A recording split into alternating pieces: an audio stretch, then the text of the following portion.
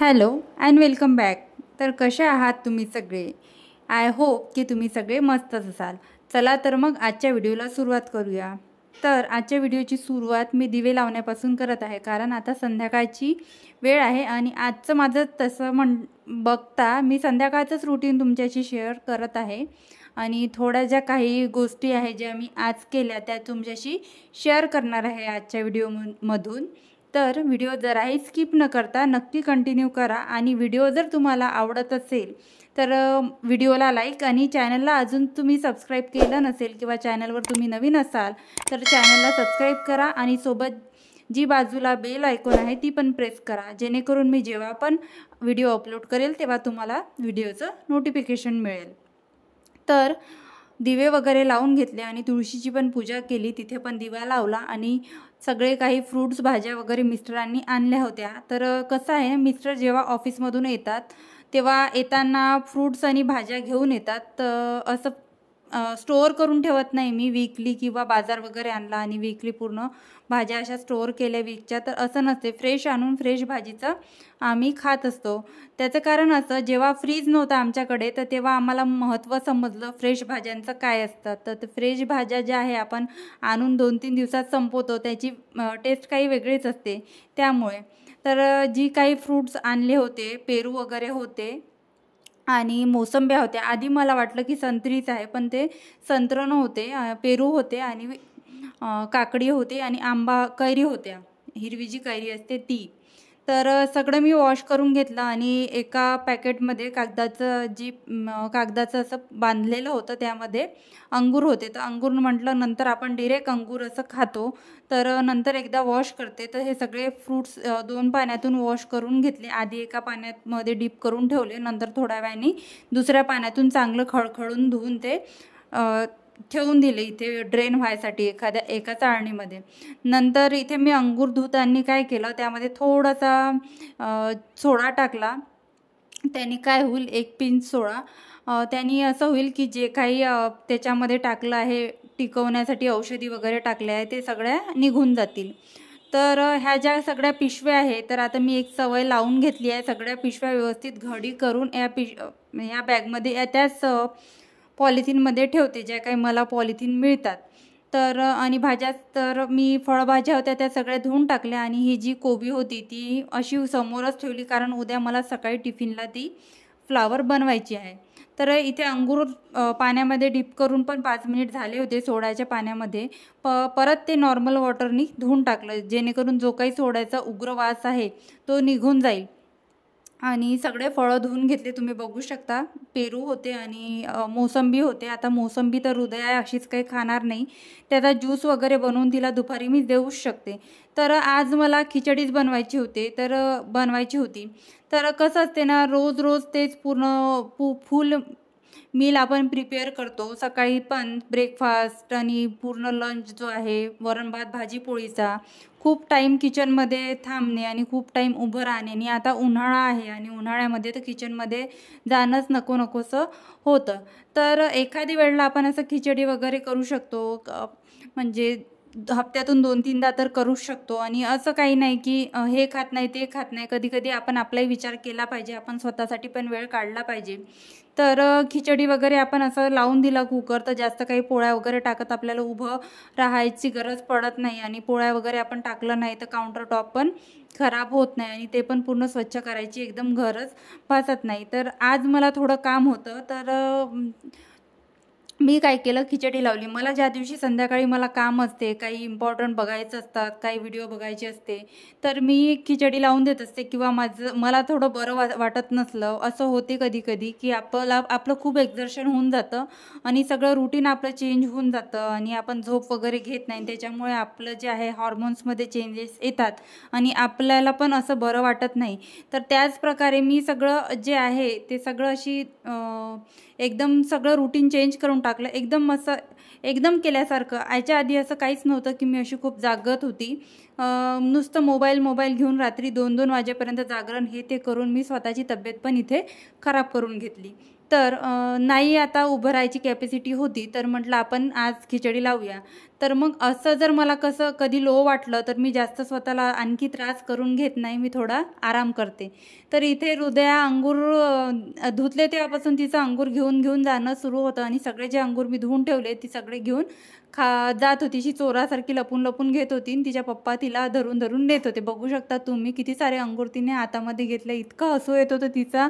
आणि त्याच्यामुळे ना हे फळं वगैरे ना मी धुवून ठेवते, कारण ती डिरेक्ट तोंडामध्ये टाकते. आणि आताच ती पण आताच रिकवर झाली. आणि असे टेन्शन वगैरे जर आपल्याला येत असले की बाळ वगैरे आजारी आहेत, प्लस घरातले कामं, हे सगळं झाल्यामुळे आपल्याला टेन्शन येते. त्याच्या टेन्शनमुळे पण आपले हार्मोन्स इनबॅलेन्स होतात आणि आपली तब्येत खराब होते. तर कसं वेगळंच वाटत होतं मला. आणि एकदम असा उन्हाळा लागला आहे आणि उन्हाळ्यामध्ये पण आपण थोडी काळजी घेत नाही, थोडं दुर्लक्ष करतो, तर त्याच्यामुळे पण असं होते.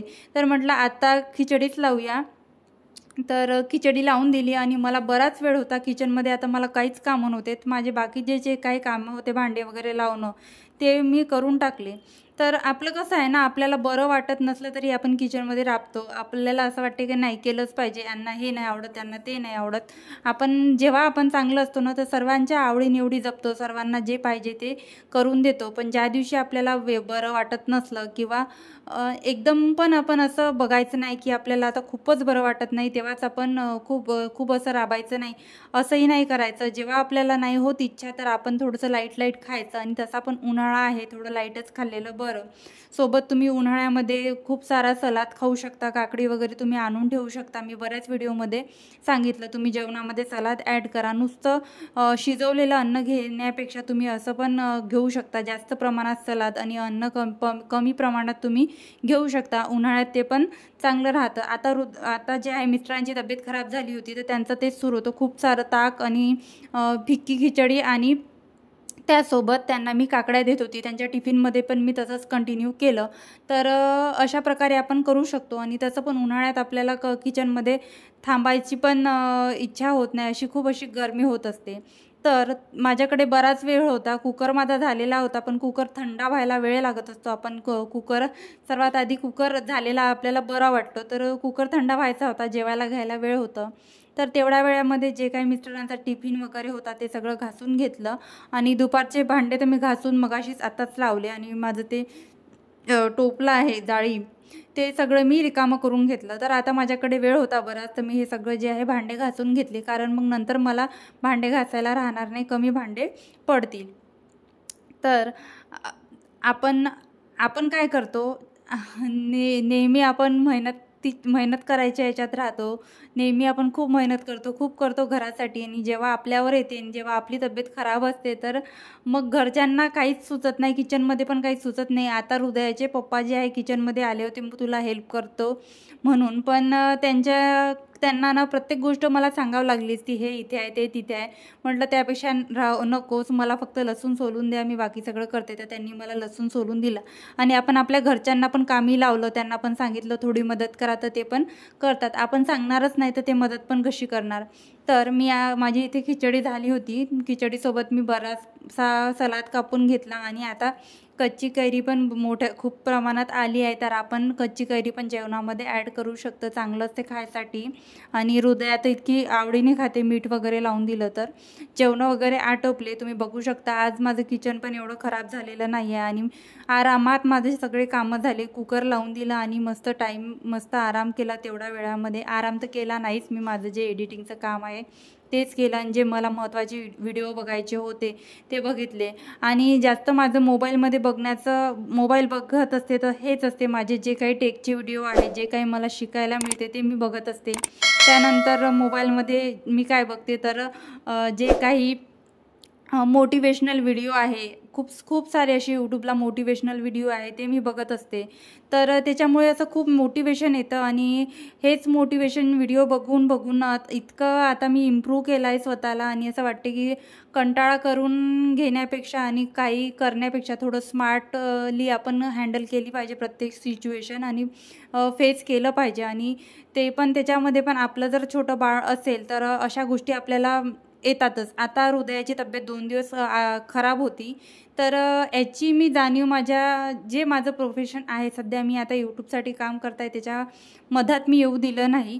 तर असं आपण करू शकतो, घरातल्या गोष्टी पण मॅनेज करू शकतो. थोडं लाईट पण जेवलं पाहिजे, थोडं लाईट आपण कधी करून स्वतः पण आराम केला पाहिजे. नाहीतर खूप ते आहे, थोडं थोडं करता करता जास्त आपली तब्येत खराब होण्याची शक्यता असते.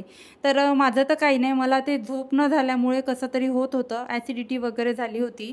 तर मी थोडा आराम करून घेतला आणि हृदयाची पण तब्येत खराब होती, तर हृदयाने पण खूप त्रास दिला. परत सगळे कामं घरातले. तर हे सगळं जे होते, आपण जे आपल्या आवडीनिवडी आहे, आपलं स्वतःचं जगणं आहे, त्याच्याकडे आपण दुर्लक्ष करतो आणि कुठेतरी आहे वेगळ्याच गोष्टीमध्ये बिझी होऊन जातो आणि आपलं जे काही आहे, आपल्या आवडीनिवडी आपण आधी काय करू शकत होतो ते आपण विसरून जातो. तसं मला घरातल्या कामांचा अजिबात त्रास येत नाही. माझे सगळे जे घरातले कामं आहे मला आवडीचे आहे. मी आधीपासून जे आहे घरातले कामं करत आली आहे. मला खूप आवडते घरातले सगळे कामं करणे, घर ऑर्गनाईज करणे, घर व्यवस्थित ठेवणे, झाडांना पाणी टाकणे, तुळशीची पूजा करणे, देवपूजा करणे, देवाला छान फुलं वाहणे, हे सगळे माझे आवडीचे कामं आहे. मी कधीच खूप सारा टेन्शन ताणतणाव घेऊन हे कामं करत नाही. पण काय होते ना, कधी कधी एकदम असं बर्डन येऊन जाते, लहान मूल प्लस हे कामं, तर हे आपल्याला ज्या आपल्या आवडीनिवडी आहे तेच आपल्याला बर्डन वाटत जातं. तर अशा प्रकारे आज मला पोळ्या वगैरे केल्या नव्हत्या, तर त्यामुळे माझं किचन पण खराब झालेलं नव्हतं. तर फक्त एका कपडाने फक्त किचन वाईप करून घेतलं. तेवढं पण वाईप करायची गरज नव्हती. पण नंतर मला असं लक्षात आलं की फ्रीजमध्ये ताक ठेवलं आहे, तर मी ते ताक घ्यायसाठी आली जेवणासोबत आणि ताक माझं सांडलं. तर मी सगळं थोडं थोडं पुसण्यापेक्षा सगळ्यात जो किचन ओटा आहे तो सगळा वाईप करून घेतला. तर आता किचन क्लिनिंग पण माझी झाली आहे. तर कसा वाटला तुम्हाला माझा आजचा व्हिडिओ, मला नक्की कमेंटमध्ये सांगा. आणि व्हिडिओ जर आवडला असेल तर व्हिडिओला एक लाईक आणि चॅनलला सबस्क्राईब करायला विसरू नका. भेटूया अशाच एका नवीन व्हिडिओ ब्लॉगमध्ये. तोपर्यंत मस्त राहा आणि मजेत राहा आणि स्वतःची काळजी घ्या. चला तर मग बाय बाय.